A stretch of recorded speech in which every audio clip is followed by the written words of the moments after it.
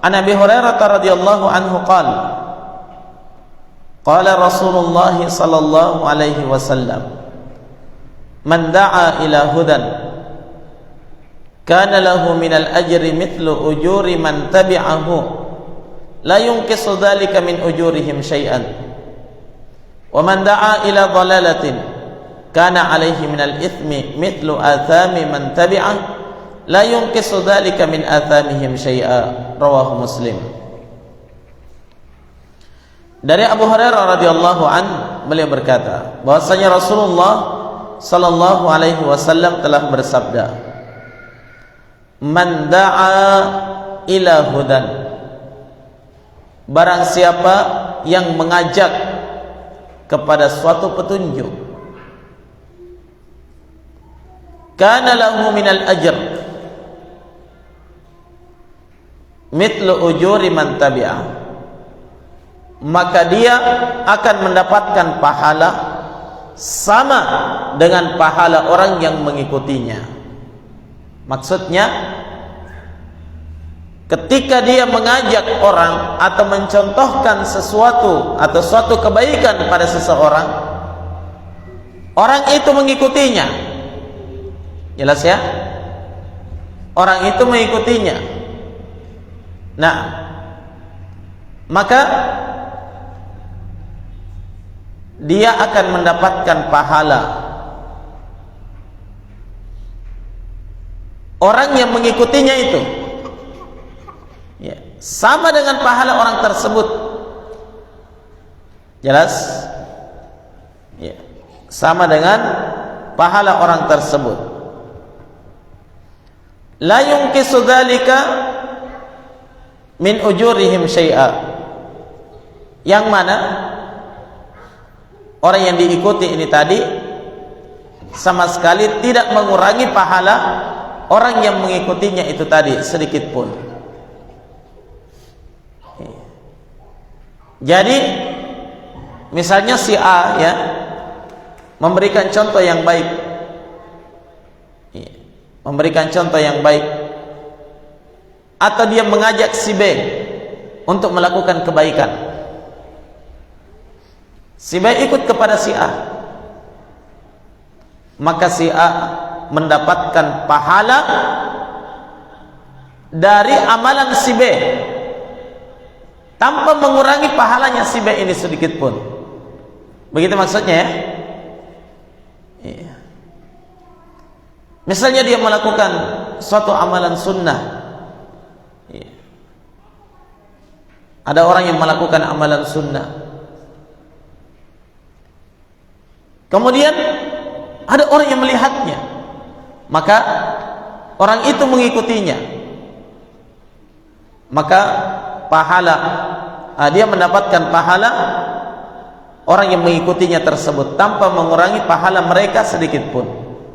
Sebanyak apapun orang yang mengikutinya, sebanyak itu pula pahala yang akan dia dapatkan. Nah, dan sebaliknya, wa man da'a ila dhalalatin, dan siapa yang mengajak kepada kesesatan, kana alaihi minal itsm, maka dia akan mendapatkan dosa mithlu athami man tabi'ah, seperti dosa orang yang mengikutinya. Semua orang yang mengikutinya akan mendapatkan dosa, yang mana dia juga mendapatkan dosa orang-orang yang mengikutinya itu. La yunqisu dzalika min athamihim syai'a, yang mana dia tidak mengurangi dosa orang-orang yang mengikutinya itu sedikit pun. Nah, kata beliau, rawahu Muslim, haditsnya diriwayatkan oleh Al-Imam Muslim. Tayyib. Hadits ini jamaah sekalian semakna dengan hadits yang lain. Ketika Nabi sallallahu alaihi wasallam bersabda, "Man sanna fil Islami sunnatan hasanatan, falahu ajruha wa ajru man amila biha, bighairi an yanqusa min ujurihim syai'a." Siapa yang memperlihatkan contoh yang baik di dalam Islam, di dalam agama ini, maka dia akan mendapatkan pahala dari kebaikan itu dan pahala orang yang mengikutinya, tanpa mengurangi pahala orang yang mengikutinya itu sedikit pun. Wa man sanna fil islami sunnatan sayyi'ah, kata Nabi, dan siapa yang mencontohkan di dalam Islam contoh yang jelek, fa alaihi wizruha, maka dia akan menanggung dosanya, wa wizru man amila biha, dan dosa orang-orang yang mengamalkan kejelekan yang dia contohkan itu, bighairi ayyan qusamin min auzarihim syai'an, tanpa mengurangi dosa-dosa mereka itu sedikit pun. Baik, ini semakna dengan hadis ini ya. Maka dari itu Syekh Abdul Rahman bin Nasir As-Sa'di rahimahullah dalam syarah beliau mengatakan hadzal hadis wa ma asbahahu min al-ahadits fihi al-hathu 'ala ad-da'wati ila al-huda wal khair. Hadis ini dan yang semisal dengan hadis ini, ya, menunjukkan bukan hanya hadis ini yang yang menunjukkan keutamaan ya orang-orang yang melakukan kebaikan, tapi banyak hadis yang lain. Makanya beliau isyaratkan di sini hadis ini dan hadis yang serupa dengan hadis ini, di dalamnya terkandung al-hathu, dorongan, motivasi terhadap dakwah, mengajak kepada petunjuk dan kebaikan. Wa fadlud da'i, dalam hadis ini pula ada dalil yang menunjukkan keutamaan seorang da'i, seorang yang mengajak orang kepada kebaikan. Wa tahdhiru minad du'a ila dhalalati wal ghayy, dan dalam hadis ini ada tahdzir, peringatan akan bahaya mengajak kepada kesesatan dan kebinasaan. Wa 'idhamul jurmid da'i wa 'uqubatihi, dan dalam hadis ini pula ada dalil yang menunjukkan besarnya dosa orang-orang yang mengajak kepada kejelekan dan bagaimana besarnya hukuman Allah Subhanahu wa taala terhadap mereka. Baik,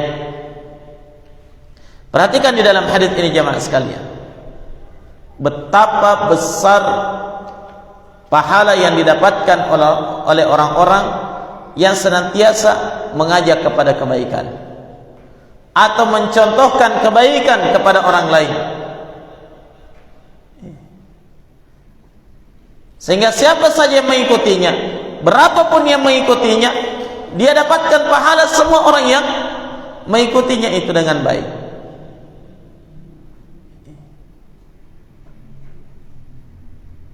Maka kalau dalam istilah keduniaan ya, mungkin ini yang disebut dengan investasi yang terbaik. Jadilah investor-investor yang hebat, yaitu ketika kita mengajak seseorang kepada kebaikan, ila huda, kepada petunjuk. Apa yang dimaksud dengan huda di sini? Dijelaskan oleh Syekh Abdul Rahman bin Nasir As-Sa'di, kata beliau, wal huda, dan al huda,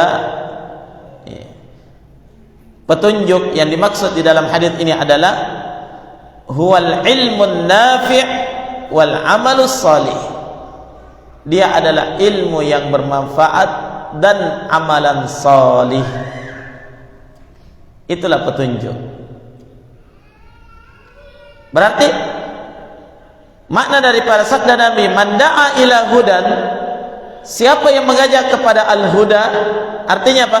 Siapa saja yang mengajak kepada ilmu yang bermanfaat dan mengajak kepada amalan salih, amalan kebaikan, dia dapat pahala Dia dapatkan juga pahala orang-orang yang mengikutinya, yang mencontoh dia, yang termotivasi dengannya. Dia dapatkan pahalanya sama dengan pahala orang itu, tanpa mengurangi pahala mereka sedikit pun. Masya Allah, luar biasa ya keutamaan orang-orang yang mengajak kepada kebaikan. Dan ingat jamaah sekalian, tidak harus kita mengajak kepada kebaikan itu harus ceramah di atas mimbar.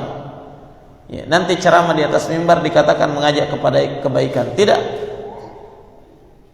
Walaupun hanya ngobrol-ngobrol, kita ajak orang kepada kebaikan, kita tunjukkan dia kepada suatu sunnah misalnya, atau kepada suatu hukum-hukum syariat yang belum dia ketahui. Atau seorang tergelincir, kemudian kita tegur, akhirnya dia tersadar dari ketergelincirannya, dia melakukan kebaikan, maka dia mendapatkan pahala, kita juga dapatkan pahalanya. Jelas ya? Tapi ingat ya, mengajak kepada petunjuk di sini maksudnya mengajak kepada ilmu yang bermanfaat dan amalan salih. Dan tidak ada ilmu yang lebih bermanfaat daripada ilmu syariat, ilmu kitabullah dan as-sunnah, karena manfaatnya dunia dan akhirat.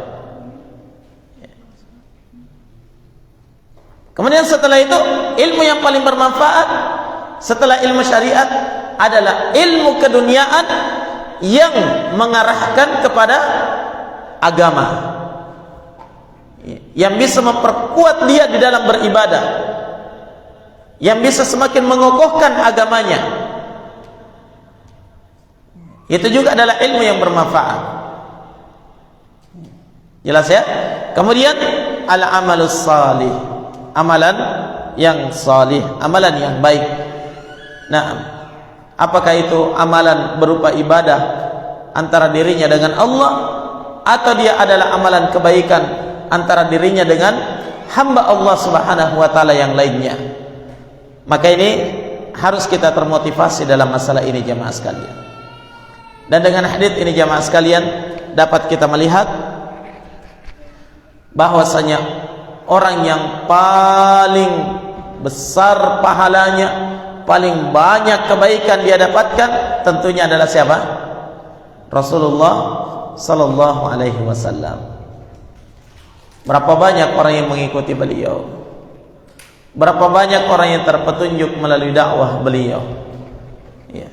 Dari sejak awal beliau berdakwah sampai hari ini, sampai akhir zaman, selama masih ada orang yang mengikuti dakwah beliau, maka beliau pahala mereka semuanya akan mengalir kepada Rasulullah sallallahu alaihi wasallam.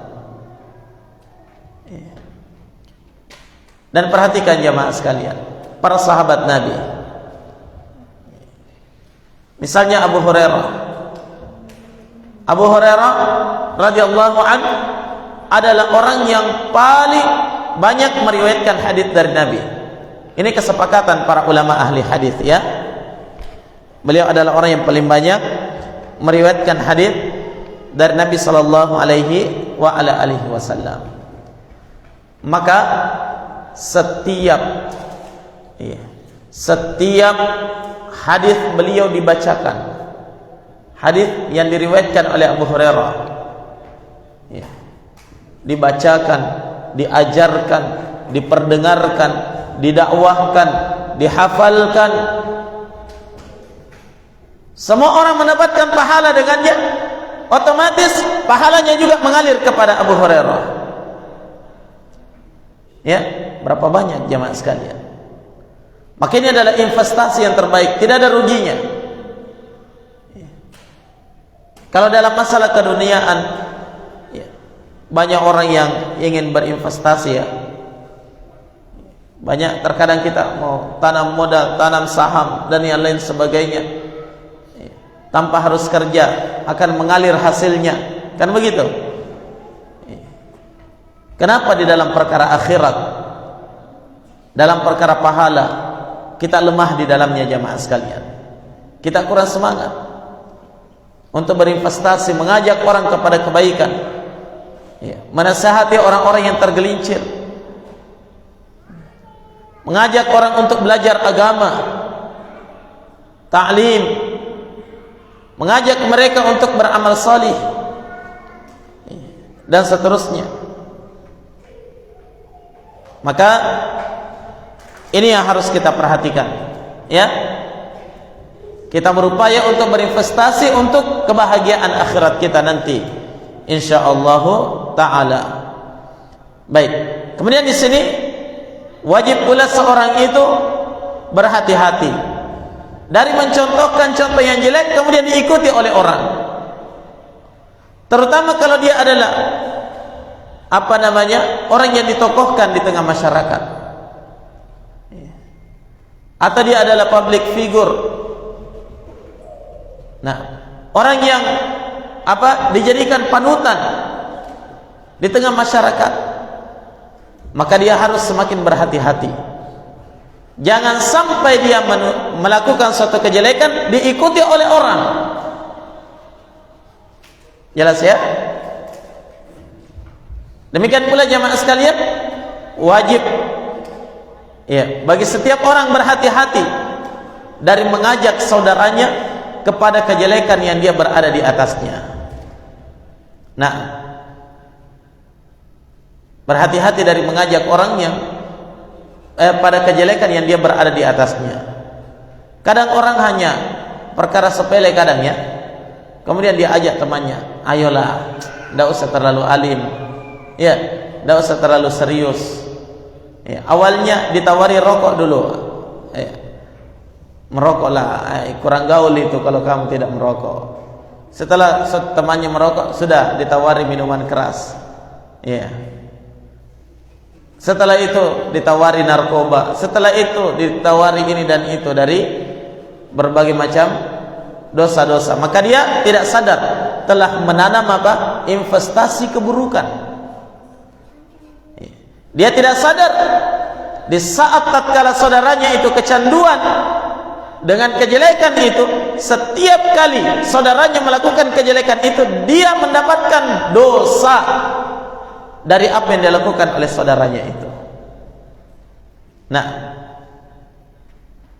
kadang dia mengajak kepada suatu kesesatan, dia mengajak kepada suatu amalan yang belum tentu dia mengetahuinya dengan pasti bahwa ini adalah kebaikan, ini adalah amalan yang dituntunkan. Ini harus berhati-hati jamaah sekalian, karena ya pahalanya dosanya itu akan terus mengalir selama ya amalan itu, kejelekan itu dilakukan oleh manusia. Nah, al-ikhwa wal akhawat rahimani wa rahimakumullah. Oleh karena itu jamaah sekalian, ya di satu sisi kita harus bergembira dengan kebaikan-kebaikan yang kita ajarkan kepada orang, yang kita ajak orang kepadanya, yang kita tuntunkan dan kita contohkan kepada orang. Tapi di sisi lain kita harus khawatir dengan kejelekan-kejelekan yang pernah kita ajarkan kepada orang lain. Ya, trik-trik kejahatan yang pernah kita ajarkan kepada orang lain. Kita pernah ajak dia, atau kita pernah mencontohkan satu kejelekan kepadanya sehingga ditiru. Ya, wajib kita segera bertaubat kepada Allah dan berlepas diri daripadanya. Mungkin ada yang bertanya, Ustadz gimana, saya sudah terlanjur kadang dulu ya termasuk mungkin bos preman, sehingga banyak pengikutnya, banyak yang dia ajak, ya bagaimana saya berlepas?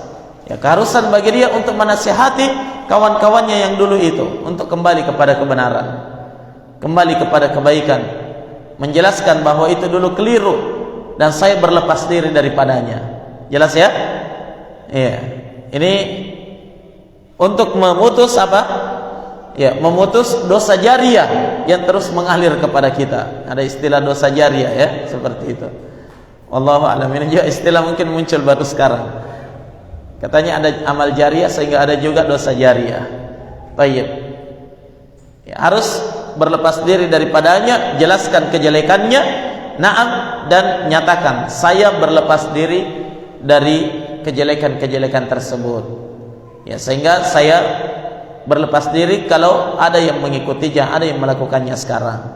Tayyib. Saya kira demikian ya apa yang bisa kita bahas dari dua hadis di malam hari ini. Mudah-mudahan ada manfaatnya insyaallah taala, dan kita mohon kepada Allah keistiqamahan hingga akhir hayat nanti insyaallah taala.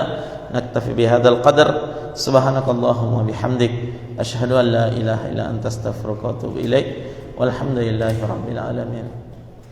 Tafadhalu.